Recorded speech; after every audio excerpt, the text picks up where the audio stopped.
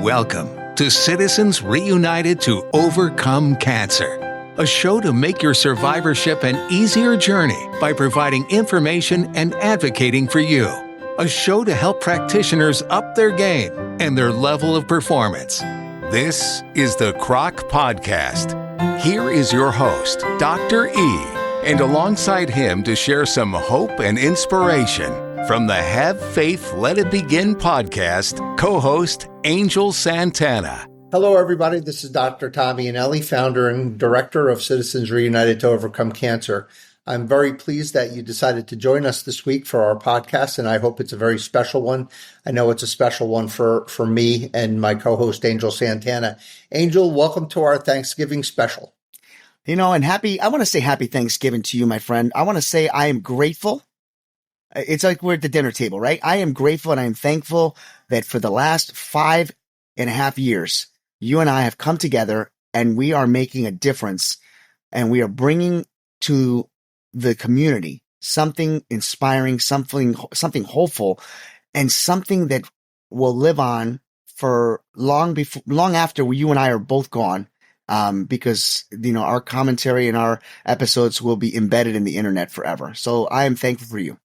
Yeah, I'm actually glad you mentioned that, because this podcast is directly about that. It's really about the podcast. This is coming now, ending our 26th year as a cancer support organization, a grassroots cancer support organization. It's about our 5th or 5.5 years of being a podcast. And, we have one of the greatest board of directors on earth. And the reason why they're so good is that they challenge us on a daily basis.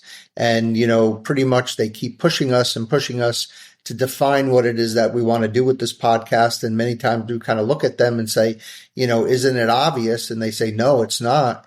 And we kind of shake our heads and scratch our heads and try to put into words exactly what we're trying to achieve. And I'm very happy to report that, again, there are no coincidences. I was almost, divinely inspired to have seen this very, very, simple, small blog I noticed on the internet that was very inspiring and helped sort of put a collective understanding of what we're trying to do here on the CROC podcast. And I wanted to make that the backbone of today's podcast. So on our Thanksgiving special this week, on the end of our 26th year anniversary and on the heels of almost our 200th podcast, I'm going to call this podcast Confessions of a Healer. And it's to save a life, you must first save your soul. And I'm going to start by saying that as long as that there have been humans crawling upon this earth, there have been people charged to take care of the sick. And I'm saying long before, the formal titles and the privilege of the modern physician, there have been people whose sole purpose in life was to comfort and to heal. And as we've gotten more learned and we've become more technologically adept, we have become more precise. We've become more effective in our sacred craft, but really we've become more detached and more compartmentalized. And we've traded holding a hand to holding a stethoscope, and we've traded wiping a tear for prepping a sterile field. We've traded talk for action, and we've traded our humanity for machines with buttons and buzzers and computer screens and spreadsheets and bar graphs and x-rays and particles and subatomic views, of our cells, of our tissues, of the organs that all scaffold our bodies. And basically, the modern doctor spends the first half of their life trying to qualify and trying to become worthy to enter the hallowed halls of knowledge and wisdom. And then we spend the second half of our lives learning how to save a life. But somewhere along this long path of healing history, we lost our way. We forgot that to save a life without knowing why that life mattered makes us incomplete. It makes us ineffective. It makes us robots, and it makes us inhuman. If we're lucky, a moment of clarity disrupts our routine. For me, that moment was when I started visiting my own waiting room and started to observe and get motivated and inspired by the power and the energy that our cancer survivors derive, not from their family or their friends or their doctors or their nurses, but from themselves.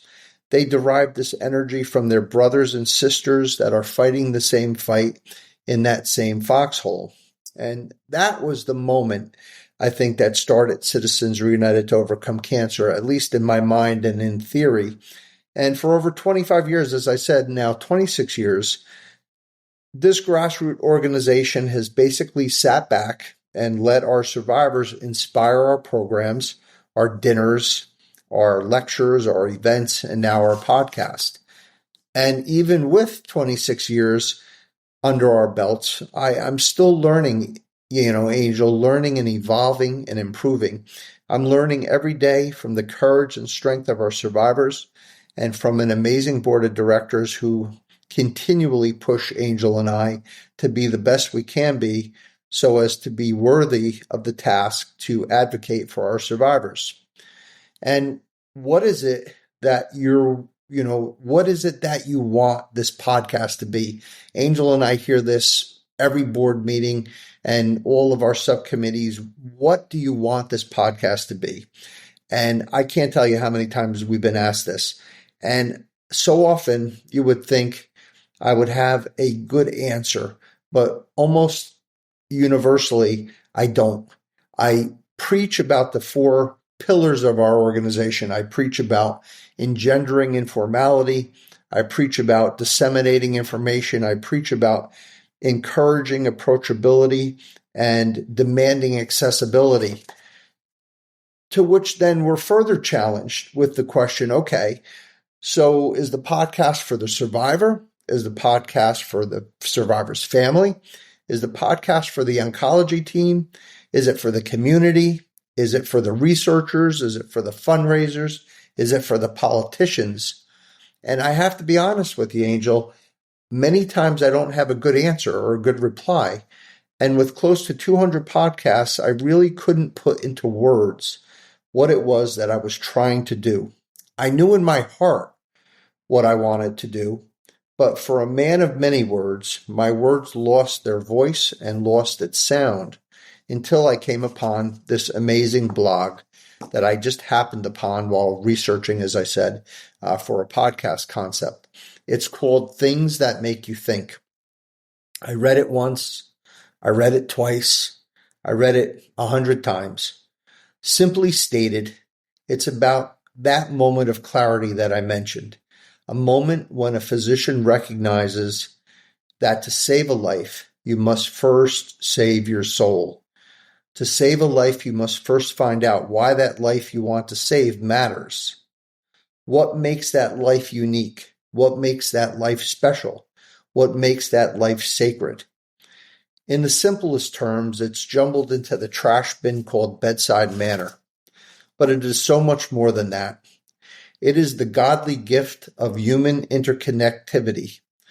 The connectivity between healers and patients. It's the reason and purpose, not just for our jobs. It's the reason and purpose of our lives. And finally, Angel, I think I can answer the question. It is the reason and purpose of the CROC podcast. CROC is a platform to help our oncology teams realize their own moment of clarity, and it is a platform to help our survivors recognize their rights on how they deserve to be viewed, how they deserve to be treated, how they deserve to be treasured, how they deserve to be loved, how they deserve to be honored, and how they deserve to be healed. I bring you Things That Make You Think. Anonymous. September 27th at 4:01 p.m. I know the exact pressure it takes to crack a rib during CPR, but last Tuesday I learned a patient's silence can break a doctor's soul. His name was David Chen, but on my screen he was male, 82, congestive heart failure, room 402. I spent 7 minutes with him that morning. 7 minutes to check his vitals, listen to the fluid in his lungs, adjust his diuretics, and type 24 required data points into his electronic health record. He tried to tell me something, gesturing toward a faded photo on his nightstand. I nodded, said we'll talk later, and moved on. There was no billing code for talk later. Mr. Chen died that afternoon. As a nurse quietly cleared his belongings, she handed me the photo. It was him as a young man, beaming, his arm around a woman, standing before a small grocery store with Chen's Market painted on the window. The realization hit me like a physical blow. I knew his ejection fraction and his creatinine levels. I knew his insurance provider and his allergy to penicillin, but I didn't know his wife's name or that he had built a life from nothing with his own 2 hands. I hadn't treated David Chen. I had managed the decline of a failing organ system, and in the sterile efficiency of it all, I had lost a piece of myself. The next day, I bought a small black moleskin notebook. It felt like an act of rebellion. My first patient was Eleanor Gable, a frail woman lost in a sea of white bedsheets, diagnosed with pneumonia. I did my exam, updated her chart, and just as I was about to leave, I paused. I turned back from the door. "Mrs. Gable," I said, "tell me one thing about yourself that's not in this file." Her tired eyes widened in surprise. A faint smile touched her lips. "I was a second-grade teacher," she whispered. "The best sound in the world is the silence that comes just after a child finally reads a sentence on their own." I wrote it down in my notebook. Eleanor Gable taught children how to read. I kept doing it. My little black book began to fill with ghosts of lives lived. Frank Miller drove a yellow cab in New York for 40 years. Maria Flores, her mole recipe won the state fair in Texas 3 years running. Sam Jones proposed to his wife on the kiss cam at a Dodgers game. Something began to change. The burnout, that heavy gray cloak I'd been wearing for years, started to feel a little lighter. Before entering room, I'd glance at my notebook. I wasn't walking in to see the acute pancreatitis in 207. I was walking in to see Frank, who probably had a million stories about the city. My patients felt it too. They'd sit up a little straighter. A light would flicker back in their eyes. They felt seen. The real test came with Leo. He was 22, angry, and refusing dialysis for a condition he'd brought upon himself. He was a difficult patient, a label that in hospital speak means we've given up. The team was frustrated. I walked into his room and sat down, leaving my tablet outside. We sat in silence for a full minute. I didn't look at his monitors. I looked at the intricate drawings covering his arms. "Who's your artist?" I asked. He laughed. "I did 'em myself." "They're good," I said. "This one looks like a blueprint." For the first time, his gaze lost its hard edge. "Wanting to be an architect," he muttered, "before all of this." We talked for 20 minutes about buildings, about lines, about creating something permanent.